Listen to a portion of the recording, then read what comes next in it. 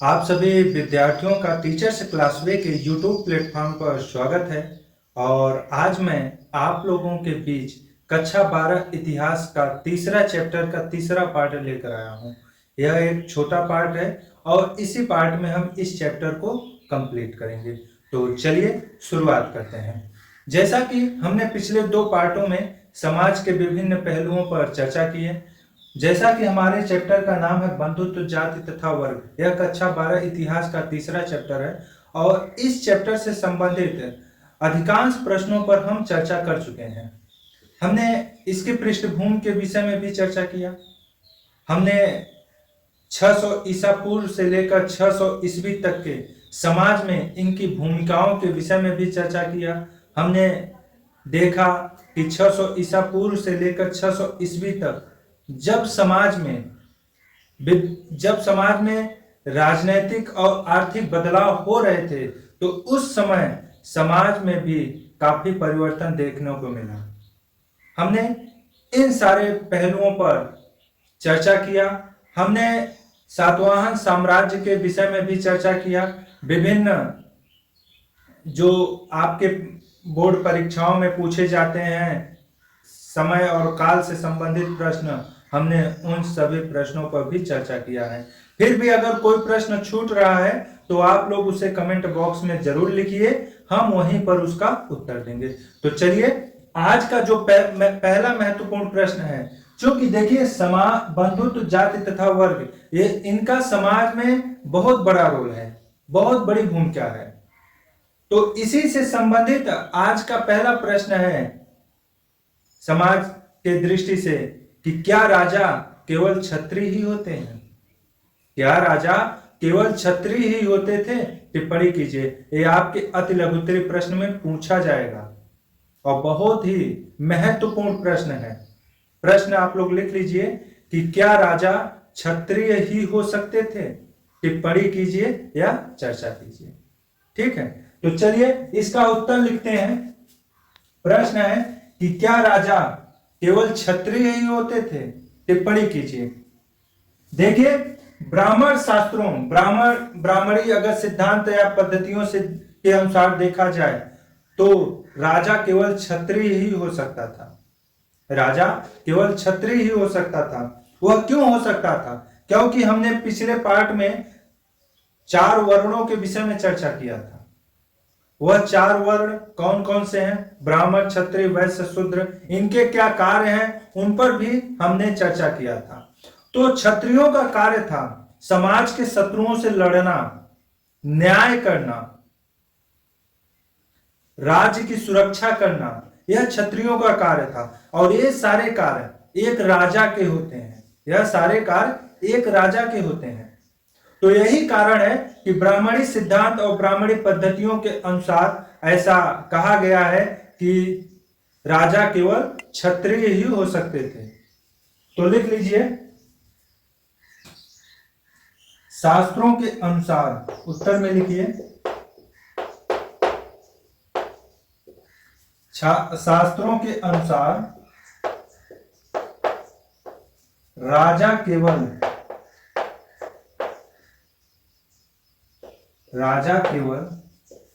क्षत्रिय ही हो सकते थे।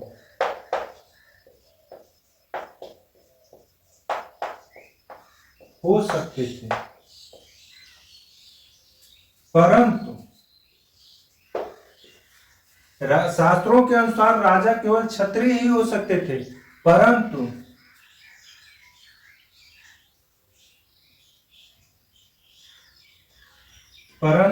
अगर हम देखें तो भारतीय इतिहास में, लिख लीजिए, भारतीय इतिहास,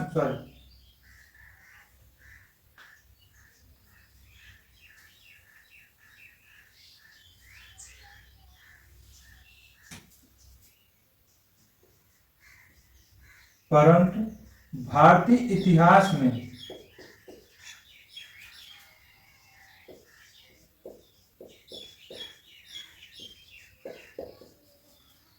अनेक राजवंशों की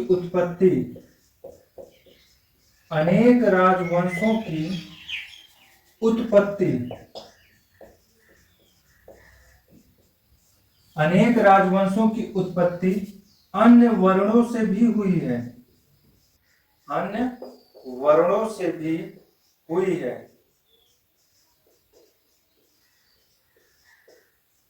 अन्य वर्णों से भी हुई है।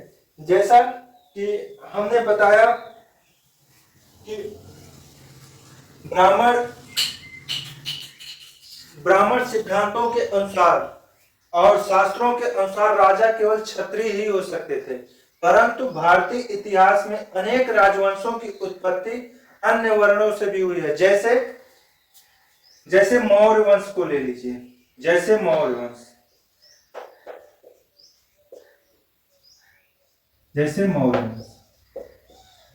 अब इसमें लिख लीजिए भारत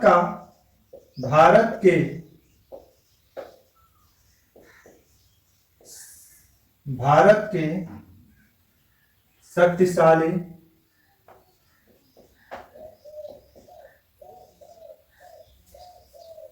राजवंशों में शामिल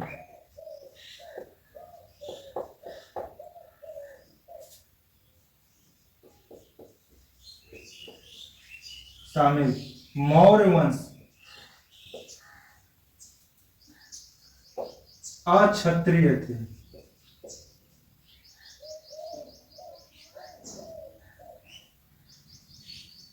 मौर्य वंश अक्षत्रिय थे। क्या थे? अक्षत्रिय थे। यह निम्न जात से आते थे। ऐसा बहुत सारे किताबों में इसका वर्णन है। हमने राजा नगर और किसान में, राजा किसान और नगर में मौर्यों के विषय में बताया था। तो जैसे मौर्य वंश भारत के शक्तिशाली राजवंशों में शामिल मौर्य वंश अक्षत्रिय थे। ठीक है। उसी तरह से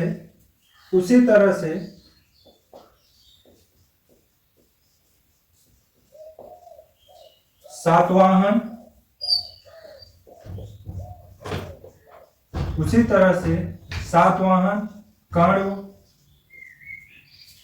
शुंग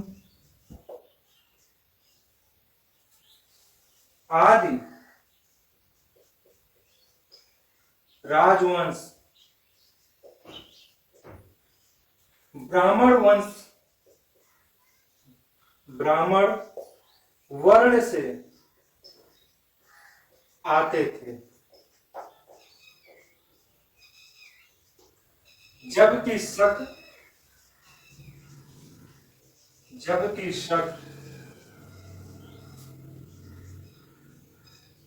मलेच्छ थी। ठीक है। तो हम, जैसा कि प्रश्न है कि शास्त्रों के अनुसार, प्रश्न है कि क्या राजा केवल क्षत्रिय ही होते थे? चर्चा कीजिए या टिप्पणी कीजिए। तो उसका उत्तर होगा शास्त्रों के अनुसार, अगर देखा जाए अकॉर्डिंग टू शास्त्र, अगर शास्त्रों के अनुसार देखा जाए तो राजा केवल क्षत्रिय ही हो सकते थे। अगर आपसे यह प्रश्न पूछ ले बहुविकल्पी या अति लघुत्तरी में कि शास्त्रों के अनुसार क्या राजा केवल क्षत्रिय ही हो सकते थे, तो उसका उत्तर होगा हाँ। उसका उत्तर होगा हाँ। मान लीजिए बहुविकल्पी प्रश्न पूछ लिया कि क्या शास्त्रों के अनुसार क्या राजा केवल क्षत्रिय ही हो सकते थे, और उसके बाद आपसे 4 विकल्प दे दिया आपके लिए, हाँ, नहीं, कह नहीं सकते, इनमें से कोई नहीं, तो उसका उत्तर होगा हाँ, शास्त्रों के अनुसार।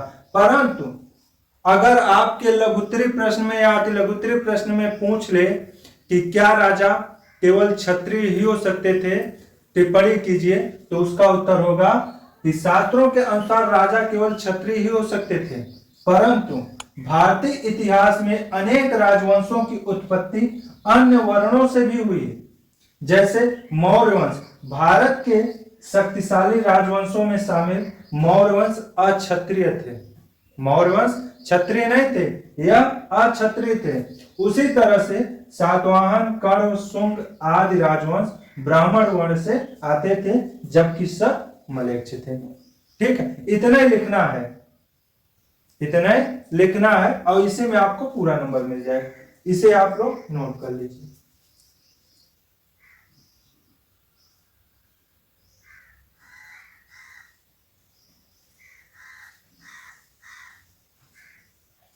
मौर्यों के विषय में हमने चैप्टर 2 में बताया था, राजा, किसान और नगर में, कि ब्राह्मणी सिद्धांत के अनुसार अगर देखा जाए और ब्राह्मणी शास्त्रों के अनुसार, तो इन्हें निम्न वर्ग से बताया गया है, इन्हें निम्न कुल से बताया गया है। ठीक है, चलिए अगला प्रश्न है जाति क्या है। अगला प्रश्न है जाति क्या है। देखिए जात की अनेक परिभाषाएं हैं, परंतु आपके जो किताब में है या एनसीईआरटी में जो है, हम उसी परिभाषा पे चर्चा करेंगे। जाति एक सामाजिक व्यवस्था है जो समाज को एक सूत्र में बांध रखने का कार्य भी करती है और दूसरी तरफ समाज में विषमता का कार्य भी करती है। तो इसलिए जाति व्यवस्था जो है वह अच्छा भी है और बुरा भी है, वह अच्छा भी है और बुरा भी है। चलिए आज हम देखते हैं प्राचीन काल में क्या था। प्राचीन काल में प्रश्न लिख लीजिए कि जाति क्या है।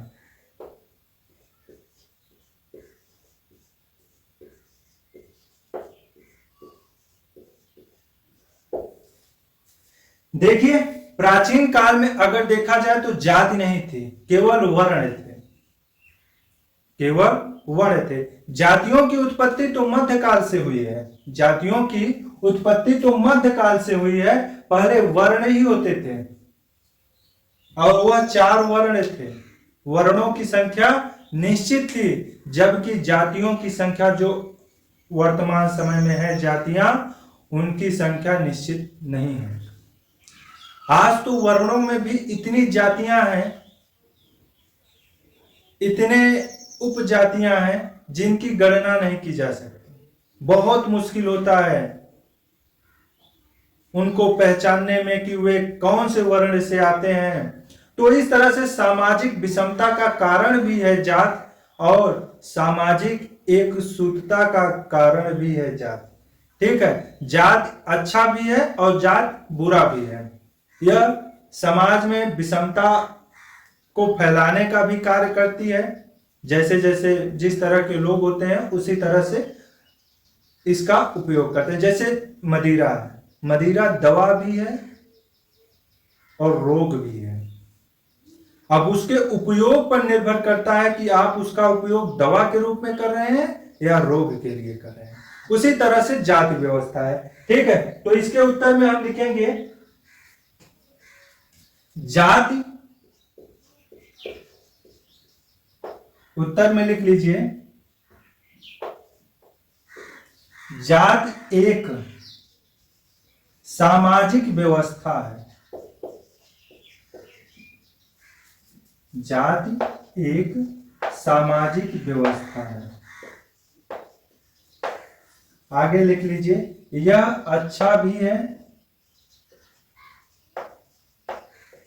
और बुरा भी है।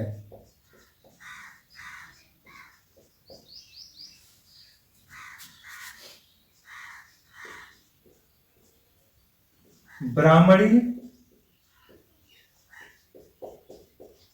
सिद्धांत,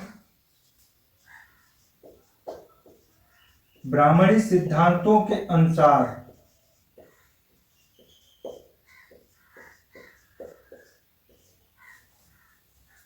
वर्णों की तरह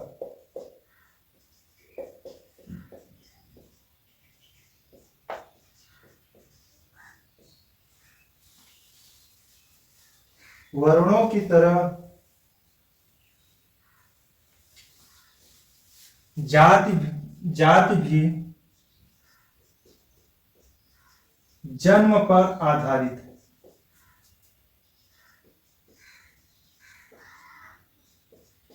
जन्म पर आधारित है।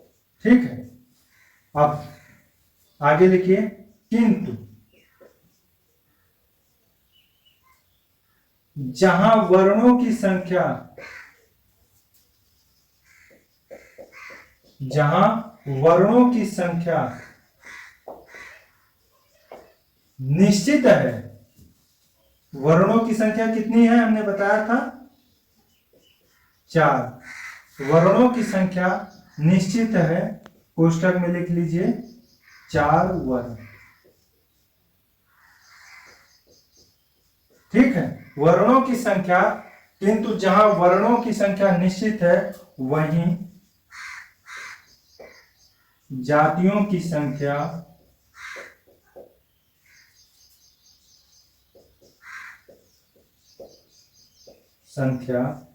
अनिश्चित है। अनिश्चित, ठीक है। वर्णों की संख्या तो कंफर्म है कि 4 ही वर्ण होते हैं, लेकिन जातियों की संख्या कंफर्म नहीं है। कितनी जातियां हैं? भारत बहुजातियों का देश है। अगर हम यह कहें तो बिल्कुल गलत नहीं होगा, क्योंकि भारत में वर्ण तो 4 ही पाए जाते हैं, परंतु जातियों की संख्या अनेक है। आगे लिखिए, दिखाई देगा इसके नीचे।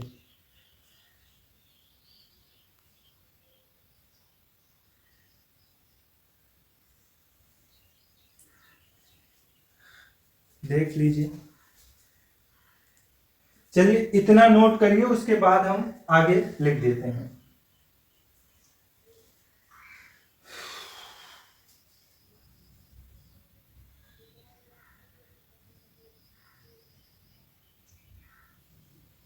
चलिए आगे, इसके आगे लिखिएगा कि जहां कहीं भी ब्राह्मण समुदायों का सामना नए समुदायों से हुआ, इसके आगे लिखिए कि जहां कहीं भी ब्राह्मण समुदायों का सामना नए समुदायों से हुआ और जिन्हें 4 वर्णों में समाहित करना संभव नहीं था, और जिन्हें 4 वर्णों में समाहित करना संभव नहीं था, उन्हें जात में वर्गीकृत कर दिया गया। आगे लिखिए, जहां कहीं भी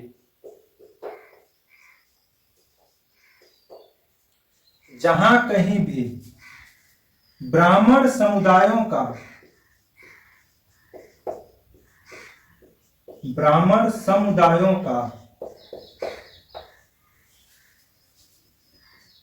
नए समुदायों से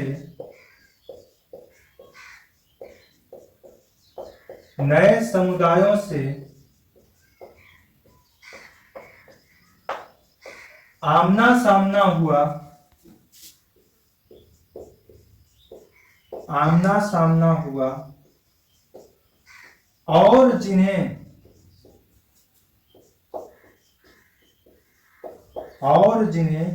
वर्णों में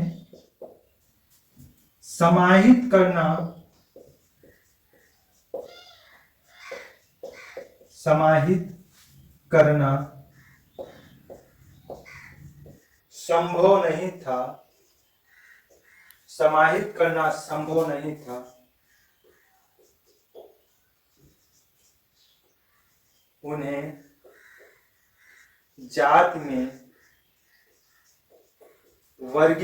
नहीं था, उन्हें जात में वर्गीकृत कर दिया गया। ठीक। आगे है कि जहां कहीं भी ब्राह्मण समुदायों का नए समुदायों से आमना सामना हुआ और जिन्हें वर्णों में समाहित करना संभव नहीं था, उन्हें जात में वर्गीकृत कर दिया। ठीक है, अब जैसे लिख लीजिए, जैसे सोने का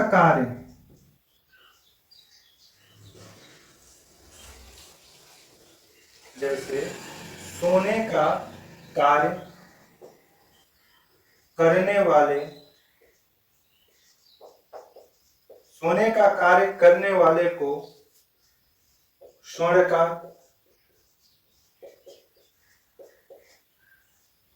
सोने का कार्य करने वाले को स्वर्णकार,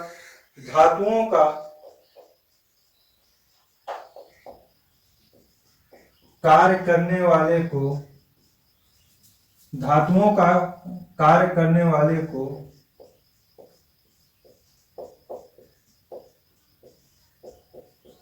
धातु कर्मार, धातु कर्मार, रथ बनाने वाले को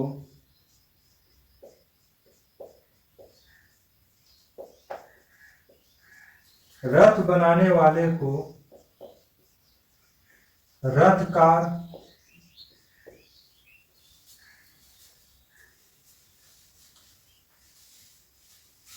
रथ बनाने वाले को रथकार, ठीक है, धातुओं का। और उसके बाद नदियों की,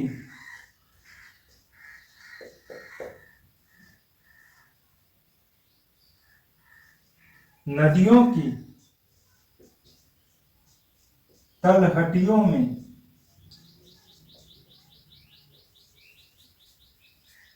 या घाटियों के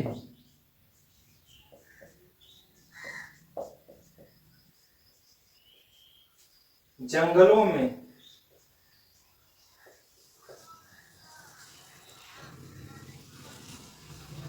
पाए जाने वाले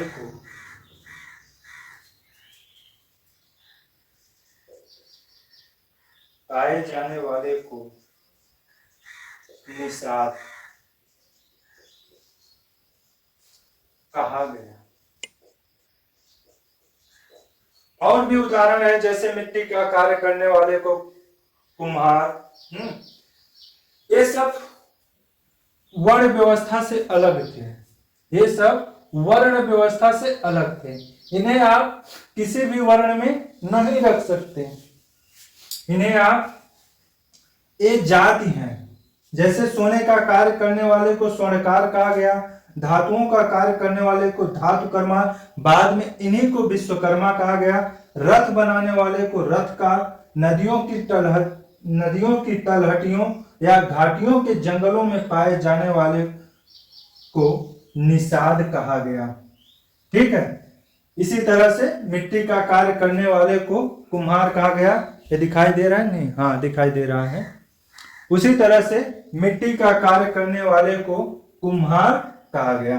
तो यहां तक क्लियर है। अगर आपसे प्रश्न पूछा जाता है बोर्ड परीक्षा में, जहां तक संभावना है कि पूछा जाएगा, जाति क्या है या जाति व्यवस्था पर टिप्पणी कीजिए, इस तरह के प्रश्न पूछे जा सकते हैं। तो इसका उत्तर यही लिखना है और आपको पूरा का पूरा नंबर मिलेगा, क्योंकि यह आपके पाठ्यक्रम के अनुसार परिभाषा है। जैसा कि हमने बताया, जाति व्यवस्था की बहुत सारी परिभाषाएं हैं विद्वानों ने, चूंकि यह एक चर्चित विषय है तो इस पे विभिन्न विद्वानों ने विभिन्न तर्क प्रस्तुत किए हैं, अनेक विद्वानों ने अनेक परिभाषाएं दी हैं। हाँ, तो जो आपके पाठ्य पुस्तक के अनुसार परिभाषा है वह यही है, इसको आप लोग नोट कर लीजिए। यहां पर अगर कोई डाउट हो तो उसको कमेंट बॉक्स में जरूर पूछिएगा, ठीक है। इसे आप लोग नोट कर लीजिए। इसके बाद कुछ बहुविकल्पीय प्रश्न है, दो 3 4 5 ऐसे करके, जो महत्वपूर्ण है, जो आपके बोर्ड परीक्षाओं में पूछे जाते हैं, हम उन पर चर्चा कर लेते हैं। उसके बाद इस टॉपिक को कंप्लीट कर देंगे, ठीक है। चलिए, अब आपका कुछ बहुविकल्पीय प्रश्न बाकी रह गया है, हम उस पर अब चर्चा कर लेते हैं।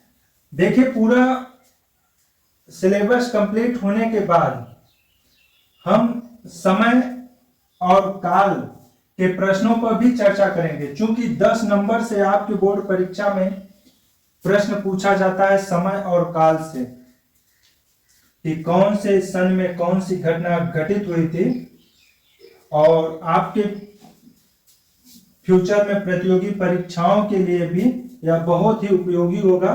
इसका हम 2-3 वीडियो अलग से बना देंगे, ठीक है। हमारा उद्देश्य है कि आप लोगों का कोई प्रश्न छूटे ना, सभी प्रश्नों का उत्तर आप लोग आसानी से दे सकें। और जहां तक दीर्घ उत्तरीय प्रश्नों की बात है, तो उसे ऑनलाइन पढ़ाना, यूट्यूब पे पढ़ाना संभव नहीं है, क्योंकि बहुत लंबा हो जाएगा। एक ही प्रश्न में वीडियो आपका 30 से 40 मिनट का हो जाएगा। तो उसे आप लोग किताब से ही तैयार कर लीजिएगा, या फिर गाइड से भी उसे आप तैयार कर सकते हैं। ठीक है, तो चलिए प्रश्न है, अष्टाध्यायी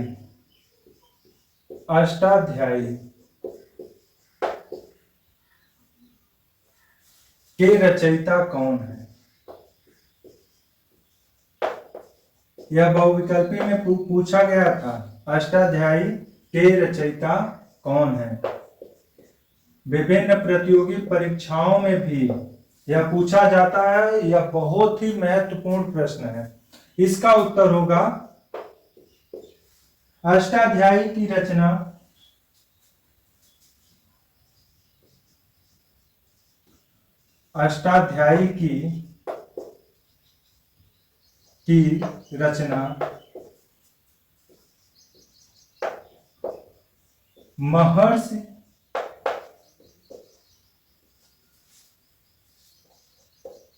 महर्षि पाणिनि ने 500 ईसा पूर्व के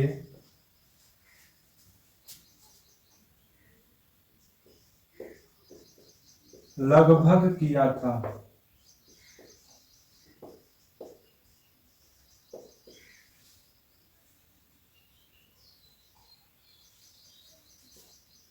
यह संस्कृत व्याकरण ग्रंथ है। यह संस्कृत व्याकरण ग्रंथ है। अब देखिए, इस उत्तर में 3 प्रश्नों का उत्तर शामिल है। इस उत्तर में 3 प्रश्नों का उत्तर शामिल है।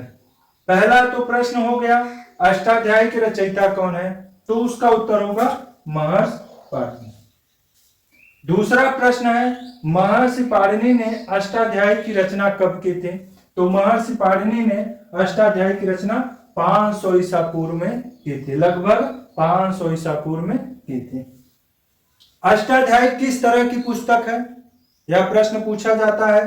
प्रवक्ता की परीक्षा में भी पूछा गया था, बहुत सारे प्रतियोगी परीक्षाओं में भी पूछा जाता है, और आपके बोर्ड परीक्षा में भी पूछा जा सकता है कि अष्टाध्यायी किस तरह की पुस्तक है, या अष्टाध्यायी किस तरह की रचना है, किस तरह का ग्रंथ है।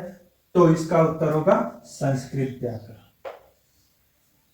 यहां पे 3 प्रश्नों का उत्तर है, और तीनों प्रश्नों के उत्तर को हमने एक साथ लिख दिया। इसे आप लोग नोट कर लीजिए। इसी में एक और प्रश्न लिख देते हैं, क्योंकि स्पेस है। पुराणों की रचना किसने की थी? बहुत सारे लोग ऐसे हैं जिन्हें नहीं पता है। पुराणों की संख्या कितनी है, यह भी पूछा जाता है। पुराणों की संख्या कितनी है?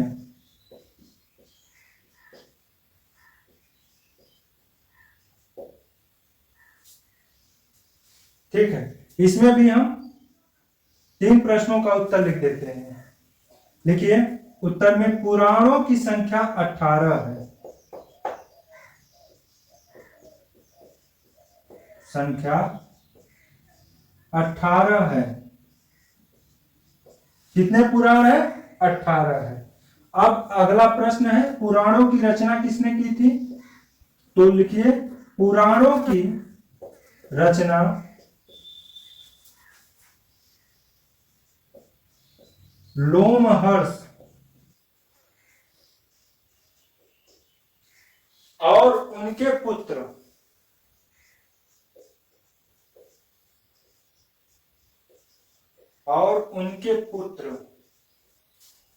उग्रश्रवा ने किया था।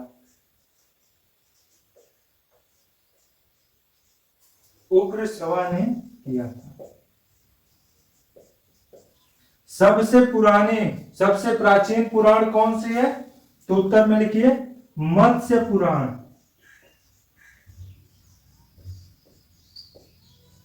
सबसे प्राचीन पुराण है।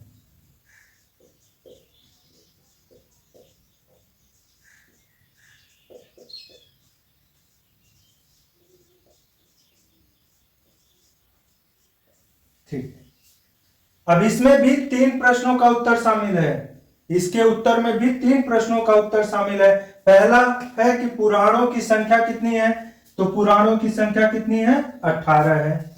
दूसरा प्रश्न है पुराणों की रचना किसने की थी, तो पुराणों की रचना लोमहर्ष और उनके पुत्र उग्रश्रवा ने की थी। ठीक है। तीसरा प्रश्न है कि सबसे प्राचीन पुराण कौन सा है, तो मत्स्य पुराण सबसे प्राचीन पुराण है। ठीक है। यह 3 प्रश्नों का उत्तर भी इसमें शामिल है। इन प्रश्नों को आप अलग से भी करके लिख सकते हैं और एक साथ भी लिख सकते हैं, जैसा भी आपको सुविधा समझ में आए करिए, लेकिन यहां से प्रश्न पूछे जाएंगे, इसे आप लोग नोट कर लीजिएगा। चलिए, ठीक। 2-3 मिनट का और वीडियो है बस। अगला प्रश्न है आपके पाठ्य पुस्तक में है, यह नाट्य शास्त्र की रचना किसने की थी। नाट्य शास्त्र की रचना किसने की थी, आप लोग प्रश्न लिख लीजिए।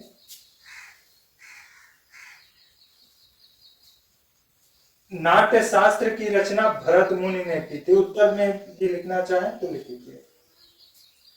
नाट्य शास्त्र की रचना किसने की थी।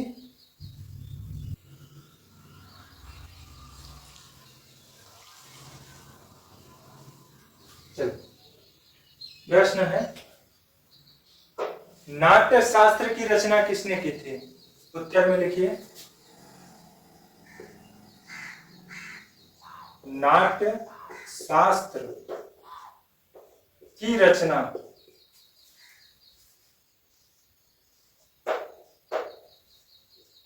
भरत मुनि ने की थी।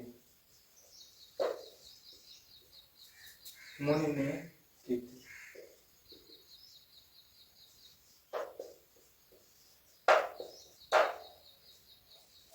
यह एक कला से संबंधित पुस्तक है। भरत मुनि ने इसमें कलाओं से, प्राचीन कलाओं के विषय में चर्चा किया था। तो नाट्य शास्त्र की रचना किसने की थी, तो नाट्य शास्त्र की रचना भरत मुनि ने की थी। अगला और आज का लास्ट प्रश्न है, इस टॉपिक का भी लास्ट प्रश्न है कि महाभारत में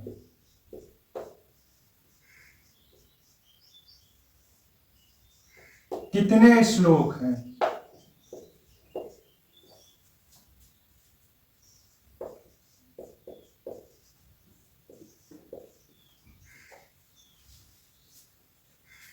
महाभारत में कितने श्लोक हैं। देखिए, उत्तर में लिखिए प्रारंभ में 8,800 श्लोक थे और इसे जय संहिता के नाम से जाना जाता था, जो कि महाभारत का मूल नाम भी है, जाना जाता था। अगर प्रश्न पूछा जाता है कि महाभारत का अन्य नाम क्या है, या महाभारत का मूल नाम क्या है, या महाभारत से पूर्व इसका क्या नाम था, तो उसका उत्तर होगा जय संहिता। उसका उत्तर क्या होगा, जय संहिता होगा। उसके बाद कालांतर में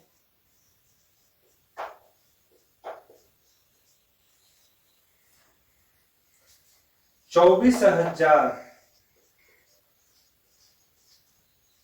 श्लोक हुए,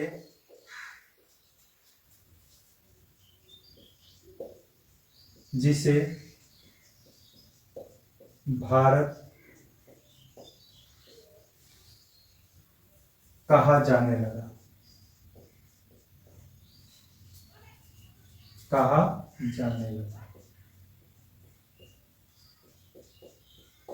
वर्तमान में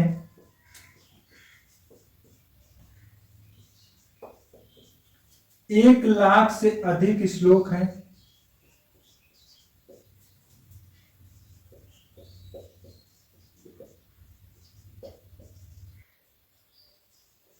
श्लोक हैं और इसे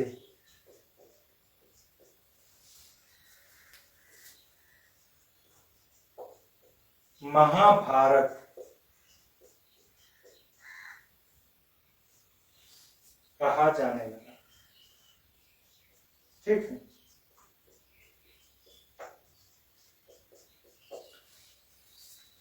तो महाभारत में कितने श्लोक थे? इसका उत्तर होगा कितने श्लोक हैं? महाभारत में कितने श्लोक हैं? प्रश्न में ध्यान दीजिएगा। अगर महाभारत में कितने श्लोक हैं, अगर यह पूछता है तो उसका उत्तर होगा 1,00,000 श्लोक। और प्रश्न अगर पूछेगा कि मूल महाभारत में कितने श्लोक थे, तो मूल महाभारत में 8800 श्लोक थे। ठीक है। और मूल महाभारत को किस नाम से जाना जाता था? तो मूल महाभारत को जय संहिता के नाम से जाना जाता था, जो कि महाभारत का प्राचीन नाम है और प्रारंभिक नाम भी है। उसके बाद वर्तमान में 1,00,000 से अधिक श्लोक हो गए और इसी कारण इसे महाभारत कहा जाने लगा। तो बंधुत्व, जाति तथा वर्ग, यह आपका कक्षा 12 का इतिहास का तीसरा चैप्टर है। यह इस पार्ट में हम इस चैप्टर से संबंधित जितने भी प्रश्न शेष रह गए थे, सभी प्रश्नों पे हमने चर्चा कर लिया। यहां से कोई भी प्रश्न छूटा नहीं होगा। अगर कोई भी प्रश्न छूटा होगा तो उसे आप कमेंट बॉक्स में अवश्य लिखिएगा, क्योंकि हमारा उद्देश्य है आपको अच्छा मार्क्स दिलाना और उसके बाद आपको इतिहास की समझ कराना। ठीक है। इतिहास बहुत ही महत्वपूर्ण पुस्तक है।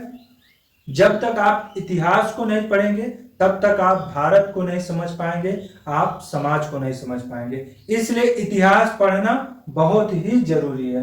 तो ये सारे प्रश्न हैं और इनके उत्तर भी हमने लिख दिए हैं। आप लोग इसे नोट कर लीजिए।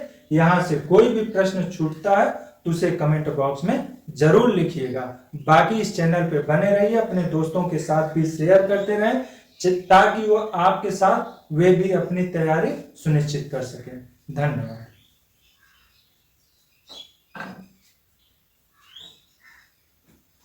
इसका स्क्रीनशॉट ले लीजिए।